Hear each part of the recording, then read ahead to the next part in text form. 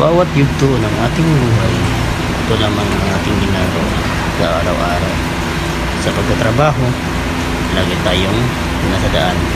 Subsub sa init, minsan inuulan, at minsan napakainit din ng panahon.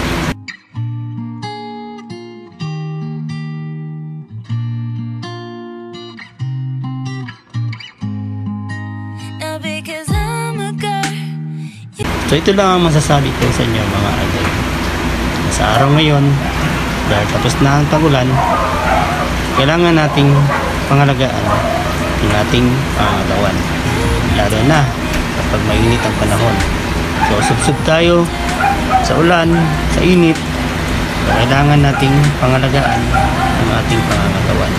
So huwag nating kalagtaan, magdala tubig at extra t-shirt and towel mga idol.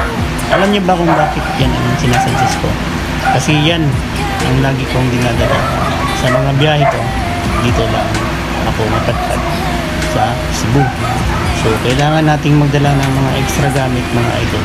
Lalo na kapag tulad natin na laging nakababad sa init ng araw.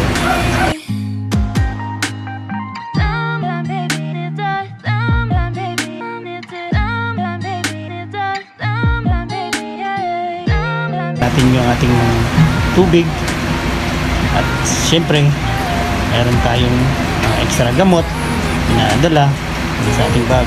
So ganyan ako mga idol, kahit hindi ako nakakabiyahe sa malayo, kahit nandito na ako sa bandang Cebu, Minito. So may dala-dala talaga akong mga extra gamit na saan ba, saka tubig at mga extra gamot kaya ng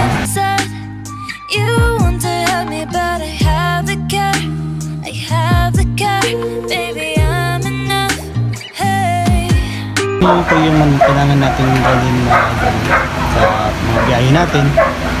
Hindi naman natin alam ang panahon o mga pangyayari na ating masasagupa sa daan, lalo na kapag ngayon ang panahon tag-init na naman. So kailangan talaga natin magdala ng ganitong mga gamitan. So minsan pipil natin, masakit na yung ulo natin dahil sa init. So kailangan natin uminom ng gamot, o kaya pag wala tayong dala,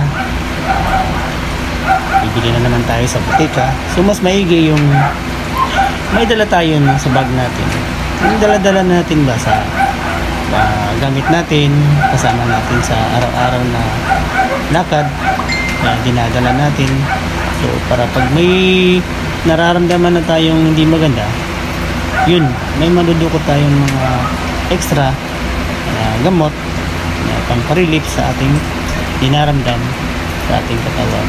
So lalo na sa ulo, yan yung mga basic na mararamdaman natin mga idol, lalo na kapag tag-init na nakababad tayo sa araw-araw nating pagbabiyahe.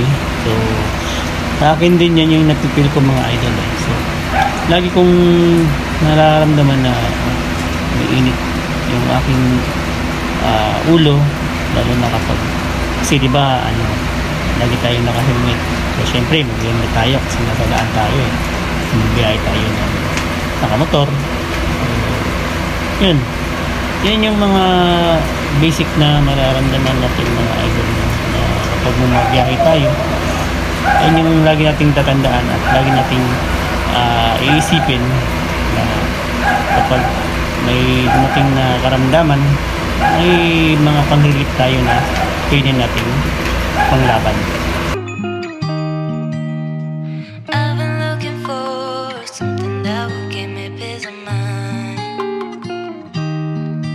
Ito yung unang jersey na nabili ko sa Motozone Mania. Yung pinakaunang jersey kasama yung nabili nating helmet na KYT. So yan yung kasama pare na nabili ko. So kung gana pa yun ng mga branded helmets, so visit nyo yung page ni Motozone Mania. Located po sila sa Prince, tapat ng Prince Warehouse, Mandawi. So yan yung nasa Easy Cortez, Mandawi Street. Yan mga idol. At Saka pala kung naghanap kayo ng mga gumagawa ng mga sublimation na jersey, t-shirt, yung pang sports, so visit nyo rin yung shop ni Kish Sticker at Kish Apparel. Okay, so yan mga idol, visit nyo yung page nila mga idol. So automatically nagre-reply po yan pag mayroon kayong mga inquiries. So yan mga idol, hanggang dito na lang po yung ating vlog. Maraming salamat sa pagsama. Ingat po kayo palagi mga idol.